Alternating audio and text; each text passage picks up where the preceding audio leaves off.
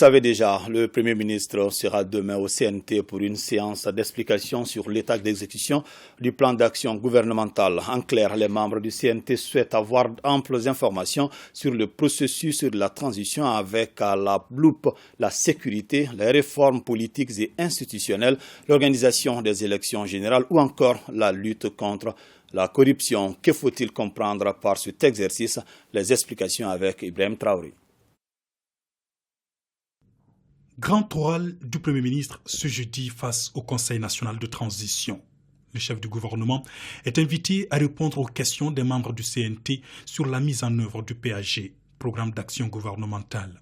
Le document est adopté le 2 août dernier, 8 mois après. Où en est l'exécutif? S'est interrogé récemment le président du CNT, précisément à l'ouverture de la session d'avril de l'organe législatif. Les Maliens veulent savoir exactement l'état d'avancement du processus de transition, ainsi que le chronogramme détaillé, Monsieur le Premier ministre.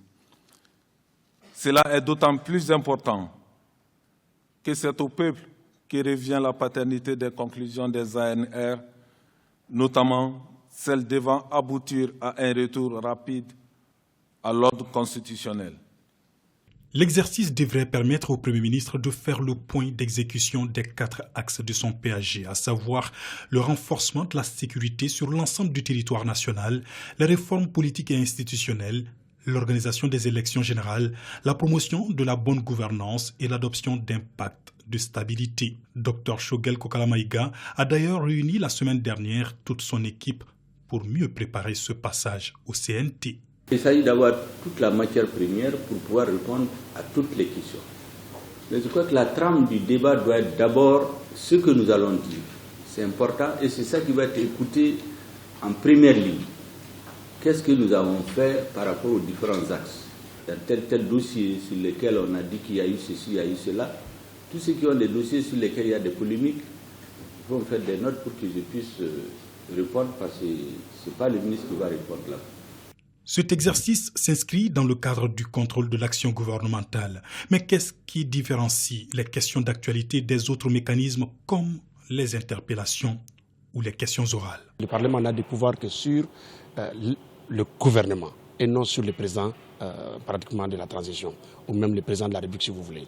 Mais en la matière, parmi ces instruments de contrôle dont dispose le Parlement, vous avez évidemment les commission d'enquête, vous avez les questions écrites, les questions orales, l'interpellation et la forme de contrôle qui est en place aujourd'hui, en tout cas le schéma qui est arrêté, c'est une question d'actualité. C'est le mode à la limite classique d'information de l'opinion nationale par le canal du Parlement.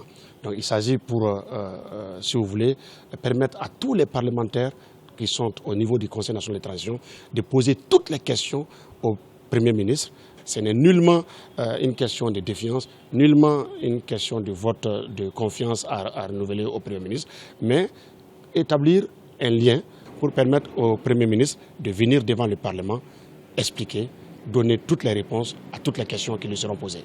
Ces questions d'actualité adressées au gouvernement seront suivies certainement avec beaucoup d'attention par les populations.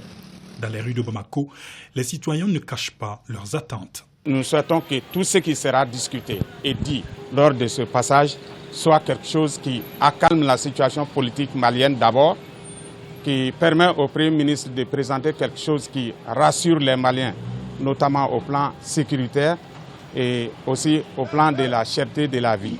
Il faut qu'il essaie de toucher vraiment à tous les domaines pour que ça puisse aller mieux.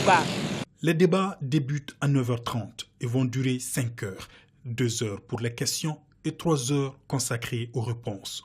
Des débats retransmis en direct sur l'ensemble du réseau synchronisé de l'ORTM.